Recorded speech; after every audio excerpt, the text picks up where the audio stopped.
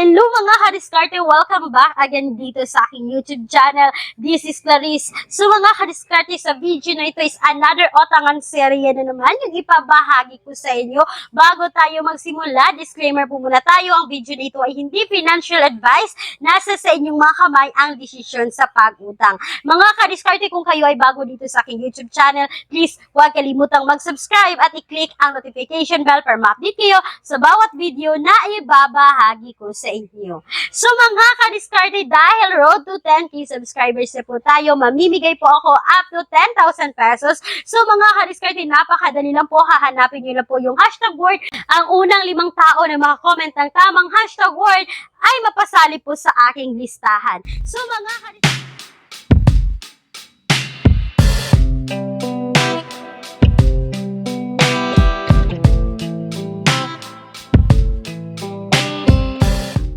so mga kadiskarte, kung kayo ay employed or self-employed at gusto niyong mag-apply sa bangko, you can now message me sa aking Facebook page, Diskarte with Clarice, or you can now email me sa aking email ad, clariza@gintoralizo@gmail.com.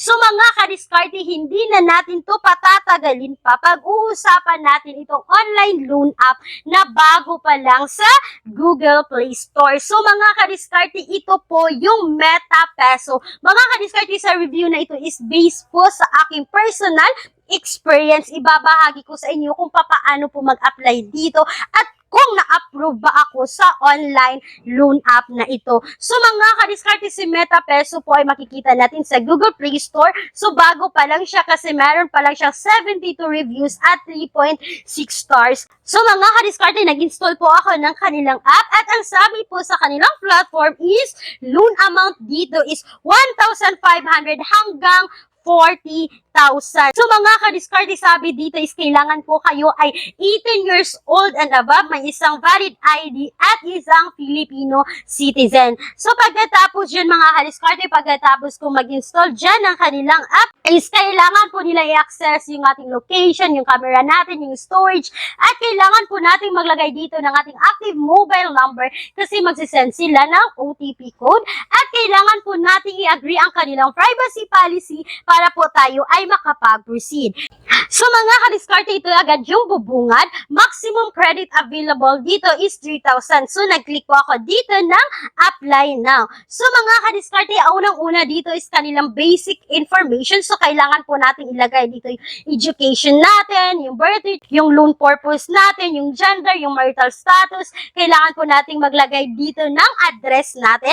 At sa baba mga kadiskarte is yung work information natin. So kailangan po natin maglagay dito kung ano yung trabaho natin or ano yung mga source of income natin. At pagkatapos dyan mga kadiskarte, si Meta Peso po ay nanghihingi ng 4 na contact person. Mga kadiskarte, mag-iingat po kayo sa ipanglalagay ninyo dito kasi alam nyo naman na kapag hindi tayo nakabayad on time is tatawagan sila ng online loan app. So mga kadiskarte, si Meta Peso po isang hihingi po ng photo ng ating valid ID at kailangan po natin ng selfie kasama yung valid ID natin at kailangan po natin ilagay sa baba yung pangalan natin, yung middle name at yung last name natin. So mga kadiskarte, next dito tayo sa kanilang ID. Yung mga valid ID po na pwede dito kay Meta Peso ay ang National ID, SSS, Passport, Postal, UMID, Voters ID, Driver's License, GSIS, TIN, PRC, at yung PhilHealth ID. So, yun po yung mga valid ID na kanilang tinatanggap. Then, next dito mga kadiskarte is choose your payment method. So, meron po silang GCash, Coins.ph, Maya, GrabPay, StarPay, Emlawillier, RD Phone Shop, at yung bank transfer. So, mga kadiskarte, GCash yung ginamit ko dito. At pagkatapos yun, mga kadiskarte, is kailangan nyo po ilagay yung GCash number ninyo dito. At pagkatapos yun, mga kadiskarte, is 1,000 lang po yung credit limit na binigay po ng Meta Peso sa akin. So mga kadiskarte, hindi agad na o-offeran kayo ng 30,000. So kapag kayo talaga ay first time borrower is magsisimula po talaga kayo sa small amount. So mga kadiskarte, sa 1,000 na loan amount mo dito, yung platform service fee nila is 420, yung payment channel fee nila is 25 pesos.